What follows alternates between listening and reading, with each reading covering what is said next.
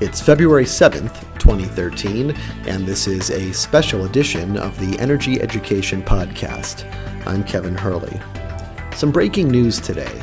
A recent letter signed by Senator Barbara Boxer and Congressman Markey is calling on the NRC to conduct an investigation into the operator of the San Onofre nuclear power plant, Southern California Edison.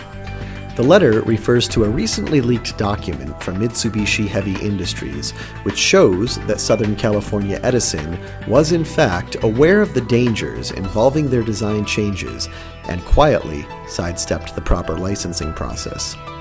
Of course, these design changes resulted in failed steam generator tubes and the potential for a much more serious threat to the public safety. Joining us now to discuss this breaking news, Arnie and Maggie Gunderson. Thanks for having us, Kevin. Hi, Kevin. What is going on with San Onofre? What is this letter released by Barbara Boxer all about? There are just several quotes from a specific report written by Mitsubishi Heavy Industries that shows that Edison did not make safety changes that were appropriate to its redesign of the replacement steam generators, because it would have made the NRC take a closer look, and they did not want the NRC to look.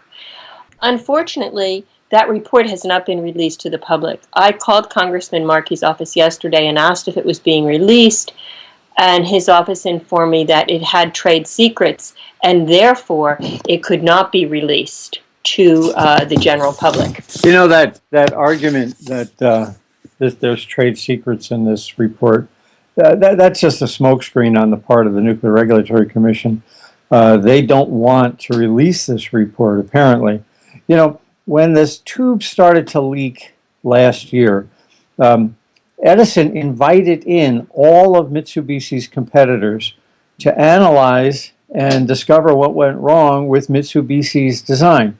So Mitsubishi has no trade secrets to hide from the nuclear industry. The only people that Mitsubishi has secrets to hide from are the public. And last time I knew, we were not in the business of building steam generators. So this argument that the Nuclear Regulatory Commission is saying, well, we can't release the report because it'll jeopardize Mitsubishi's competitive position in the market.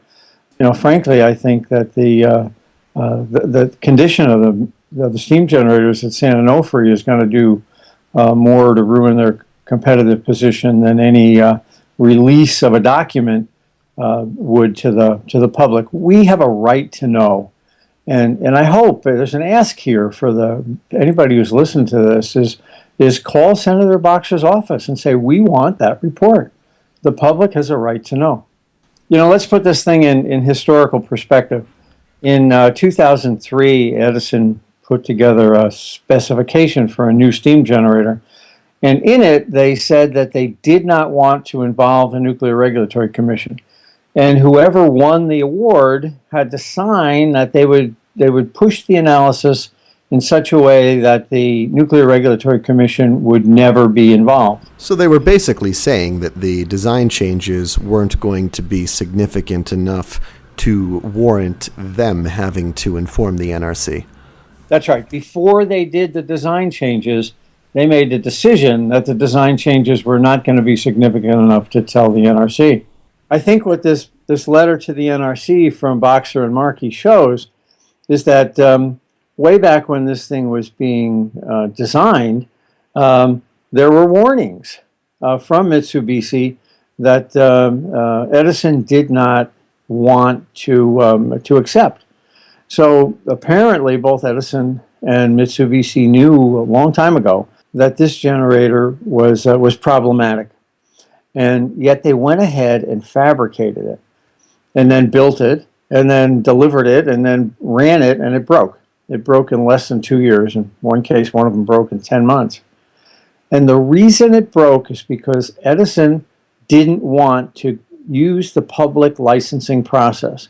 It wanted to do this with a stealth approach to steam generator design and to keep the public out. So if the public has not been made privy to these documents, what else can we tell about the documents based on the Markey-Boxer letter? Well, the letter has a couple of excerpts from the report, and they strongly suggest that there were prior warnings that were ignored. And the only reason they were ignored wasn't that these were great ideas or bad ideas, but because if Edison accepted the warnings, it would have had to open the process to public participation. It would have had to have a license amendment.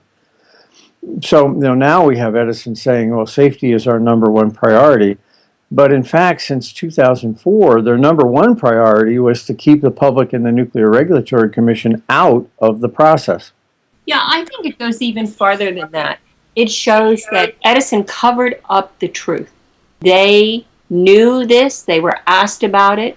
Fairwinds issued a report in March of 2012 that talked about the fact that Edison made design changes and purposefully left that information out from any of its NRC filings because it didn't want to face a license amendment process.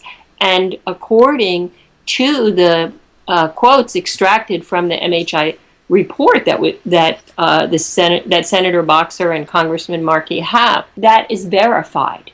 It's verified in there, and it says that they purposely took this action because they didn't want a full license amendment review. I don't know. Does that constitute lying under oath? To me, it does. And of course, you could say now, since they did avoid that process and they did have that accident, they knowingly put the public safety in Southern California at risk? Yes. There are 8.5 million people right in that vicinity of the nuclear plant, inadequate evacuation plans, and the ratepayers have paid more than $770 million for this debacle of these broken, faulty design replacement steam generators. This doesn't seem like the type of document that Mitsubishi would want to release. This report wasn't released publicly by Mitsubishi. Apparently, the NRC has had this document since October, and the NRC hasn't released it either. Somebody, some brave whistleblower, contacted Representative Markey and Senator Boxer and provided the report to them. So I think there's a deep debt of gratitude that the public owes to somebody who contacted Boxer and Markey. All right, well, that about does it for this special edition podcast. Arnie, Maggie, thanks for coming on the show again. Thanks for having us, Kevin. Thank you, Kevin. Just as a reminder, these documents are available at the Fairwinds website. The address is www.fairwinds.org. Fairwinds is spelled with an E. Also, don't forget to like us on Facebook. For Fairwinds Energy Education, I'm Kevin Hurley. Thanks for listening.